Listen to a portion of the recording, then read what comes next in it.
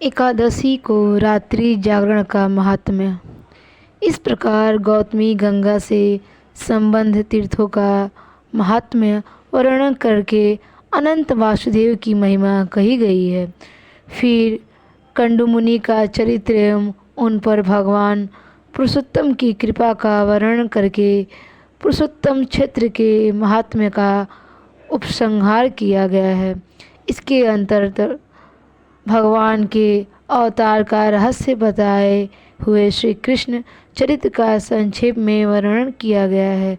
फिर भगवान के अन्य मुख्य अवतारों का अत्यंत संक्षिप्त वर्णन करके यमलोक के मार्ग, यमपुरी के चारों द्वार तथा विविध नरकों का वर्णन, धर्म की महिमा, भगवत भक्ति का प्रभाव, अन्नदान का महात्म्य तथा श्रद्धा विषयक आवश्यक बातें बतलाई गई हैं। इसके बाद गृहस्थोचित सदाचार एवं कर्तव्य का वर्णन करते हुए वर्णाश्रम धर्म का निरूपण किया गया है।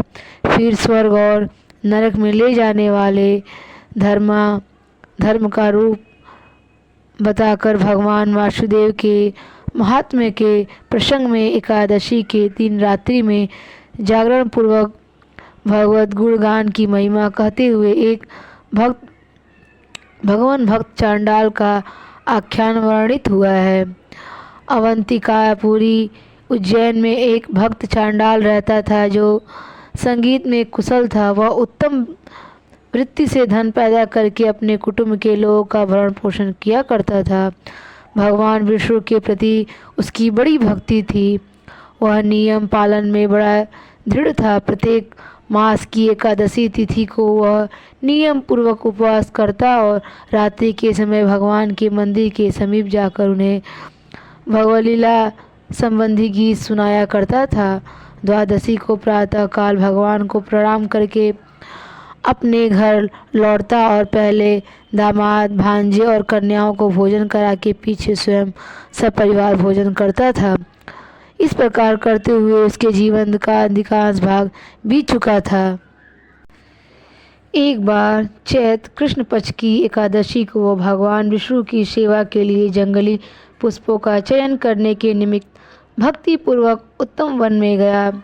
शिक्षा के तट पर भी क्षिप्रा के तट पर महान वन के भीतर एक बहेड़ का पेड़ था। उसके नीचे पहुंचने पर किसी राक्षस ने उस चांडाल को देखा और भक्षण करने के लिए पकड़ लिया। यह देख उस चांडाल ने राक्षस से कहा, भाई आज तुम मुझे न खाओ, कल प्रातः खा लेना। मैं शपथ पूर्वक कहता हूँ मैं स्वयं तुम्हारे पास लौट आऊँगा। राक्षस बोला, आज मेरा बहुत बड़ा कार्य है, अतः मुझे छोड़ दो। मुझे भगवान विष्णु की सेवा के लिए रात्रि में जागरण करना है, तुम्हें उसमें विघ्न नहीं डालना चाहिए। राक्षस ने उसकी बात पर विश्वास करके उसे छोड़ दिया। तब चांडाल फूल लेकर भगवान विष्णु के मंदिर पर गया। उसने सभी फूल ब्राह्मण को दे दिए। ब्राह्मण ने उसे जल में धोकर उनके द्वारा भगवान का पूजन और अपने घर की राह ली। किंतु चांडाल ने उपवास पूर्वक मंदिर के बाहरी भूमि पर बैठकर भगवान की गीत गाते हुए रात भर जागरण किया। रात्रि बीतने पर उसने स्नान करके भगवान को प्रणाम किया। फिर अपनी प्रतिज्ञा सत्य करने के लिए वह राक्षस के पास चला गया। चांडाल को आया देख ब्रह्म राक्षस के नेत्र आश्चर्य से चकित हो उठे। उसने चांडाल से उसकी उपासना का सारा हाल जानकर कहा, भैया तुम्हें बड़ा पुण्य होगा, तुम अपने एक रात के जागरण का फल मुझे दे दो। ऐसा करने से तुम्हें छुटकारा मिल सकता है, अन्यथा तुम्हें मैं कदापि नहीं छोड़ने का। चांडाल ने कहा, निशाचर मैंने तुम्हें अपना शरीर अर्पण कर दिया है, अतः अब दूसरी बात करने से क्या लाभ, तुम मुझे इच्छा अनुसार खा जाओ। तब राक्षस ने कहा, अच्छा रात के 2 ही पहर के जागरण एवं संगीत का पुण्य मुझे दे दो, तुझे मुझ पर भी कृपा करनी चाहिए। यह सुनकर चांडाल ने राक्षस से कहा, यह कैसी बेसिर पैर की बात करते हो, मुझे इच्छानुसार खा लो, मैं तुम्हें अपने जागरण का पुण्य नहीं दूंगा। चांडाल की बात सुनकर राक्षस ने कहा, भाई तुम तो अपने धर्म कर्म से सुरक्षित हो, कौन ऐसा ज्ञानी और दुष्ट बुद्धि का पुरुष होगा जो तुम्हारी ओर ताकने, तुम पर आक्रमण करने तथा तुम्हें पीड़ा देने का साहस करेगा। महाभाग, तुम मुझ पर कृपा करके एक ही पहर के जागरण का पुण्य दे दो अथवा अपने घर लौट जाओ। चांडाल ने फिर उत्तर दिया, ना तो मैं अपने घर लौटूंगा और ना तुम्हें किसी तरह एक यम का जागरण का पुण्य ही दूंगा। यह सुनकर ब्रह्म राक्षस हंसकर पड़ा और बोला, भाई, रात्रि व्यतीत होते समय जो तुमने अंतिम गीत गाया हो उसका फल मुझे दे दो और पाप से मेरा उद्धार करो। तब चांडाल ने उससे कहा, यदि तुम आज से किसी भी प्राणी का वध ना करो तो मैं तुम्हें अपने पिछले गीत का पुण्य दे सकता हूँ, अन्यथा नहीं। बहुत अच्छा कहकर ब्रह्म राक्षस ने उसकी बात मान ली। तब चांडाल ने उसे आधे मुहूर्त के जागरण एवं गान का फल दिया। उसे पाकर ब्रह्म राक्षस ने चांडाल को प्रणाम किया और प्रसन्न होकर वह पृथ्वीदक तीर्थ की ओर चल दिया। वहाँ निराहार रहने का संकल्प लेकर उसने प्राण छोड़ दिए। उस एक गीत के फल से उस राक्षस योनि से उद्धार हो गया। इधर चांडाल के मन में भी इस घटना से बड़ा वैराग्य हुआ। उसने अपनी पत्नी की रक्षा का भार पुत्रों पर डालकर स्वयं पृथ्वी की परिक्रमा आरंभ कर दी। फिर पाप रहित हो उसने उत्तम गति प्राप्त की। इस आख्यान से हमें कई प्रकार की शिक्षाएं मिलती हैं। पहली बात तो यह है कि भगवान की भक्ति में नीच ऊंच सबका समान अधिकार है। भगवान का द्वार सबके लिए समान रूप से खुला है, किंतु भक्ति के साथ साथ जीवन भी विशुद्ध होनी चाहिए। भक्ति का अर्थ यह नहीं कि भक्त चाहे जो कुछ करे। आज हमारे अछूत भाइयों को मंदिरों में घुसने का तो सभी लोग प्रयत्न करते हैं, परंतु उनका जीवन पवित्र हो, उनके दुर्गुण दुराचार दूर हो, इसकी बहुत कम लोग परवाह करते हैं। यहाँ एक बात और समझा लेने की है, भक्ति और चीज़ है, सामाजिक व्यवस्था एवं शास्त्रीय मर्यादा दूसरी चीज़ है। भक्ति करने का अधिकार तो सबको है, परंतु शास्त्रीय मर्यादा की रक्षा करते हुए भक्ति का जहाँ प्रश्न है वहाँ एक भगवान भक्त चांडाल को एक अभक्त ब्राह्मण की अपेक्षा श्रेष्ठ माना गया है, परंतु किसी चांडाल भक्त को यह अधिकार नहीं कि वह शास्त्र की मर्यादा का लोप कर दूसरे भक्तों के साथ बैठकर ही भक्ति करे। यह तो भक्ति नहीं, दुराग्रह है। भक्त तो सदा अपने को छोटा, तीक्ष्ण से भी लघु मानता है, वह अभिमान से कोसों दूर भागता है। इसलिए चांडाल भगवान के लिए पुष्प तोड़कर तो लाता था, परंतु उन्हें भगवान पर स्वयं चढ़ाने का आग्रह छोड़कर उन्हें ब्राह्मण को दे देता था और ब्राह्मण देवता उन्हें पवित्र करके उपयोग में लेते थे। इसी प्रकार वह मंदिर के अंदर जाने का आग्रह न करके बाहर जमीन पर बैठकर ही उन्हें गान सुनाया करता था। ऐसा करने से चांडाल की भक्ति में किसी प्रकार की कमी नहीं आती थी। भगवान तो ऐसे भक्त के मर्यादा प्रेम में विनय से उल्टे प्रसन्न होते हैं। वे तो हमारे हृदय देखते हैं। भक्त के लिए यह भी आवश्यक नहीं है कि वह घर ही छोड़कर भक्ति करे। घर में रहकर अपने कुटुंब का न्यायोचित रीति से भरण पोषण करता भी भक्ति का ही एक अंग है। ऐसे भक्त पर भगवान बहुत प्रसन्न होते हैं।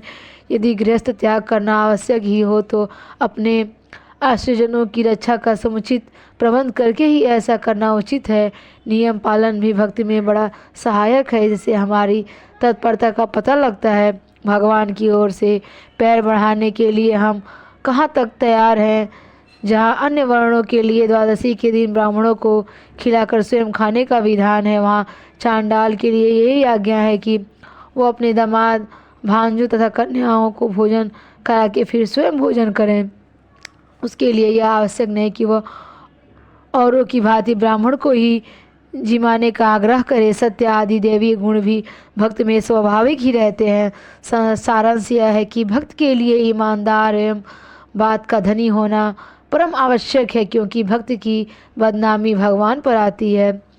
भक्त का सबसे बड़ा गुण है उसकी निर्भयता है। जो भगवान के शरण को गया उसे फिर भय कैसा। वह किसी भी मूल्य पर अपनी भक्ति को नहीं बेचेगा। वह तुच्छ प्राणों के लिए भक्ति का सौदा नहीं करेगा। असल में तो जिसने भक्त का कवच धारण कर रखा है उसका जगत में कोई बाल भी बांका नहीं कर सकता। भगवान की सारी शक्ति उसकी रक्षा में नियुक्त रहती है। वस्तुतः हम भगवान पर सच्चे धर्म में निर्भर ही नहीं करते, नहीं तो किसी प्रकार का भय हमारे आस तक नहीं फटक सकता। हमें दुख और भय तभी तक सताते हैं जब तक हम वास्तव में भगवान को अपना रक्षक नहीं मानते। भगवान के शरण हो जाने के बाद किसी को क्या मजाल कि जो हमारी ओर आँख उठाकर भी देखे। मृत्यु का भय ही सबसे बड़ा भय है।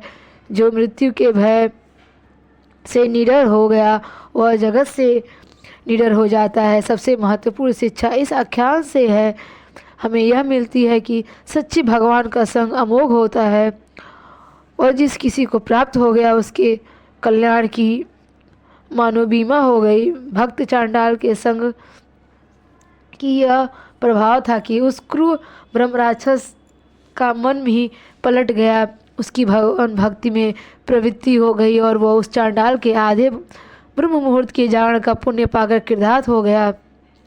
निर्भय होने के साथ साथ भक्त का हृदय बड़ा कोमल भी होता है। शरणागत के लिए वह बड़े से बड़ा त्याग करने में भी संकोच नहीं करता।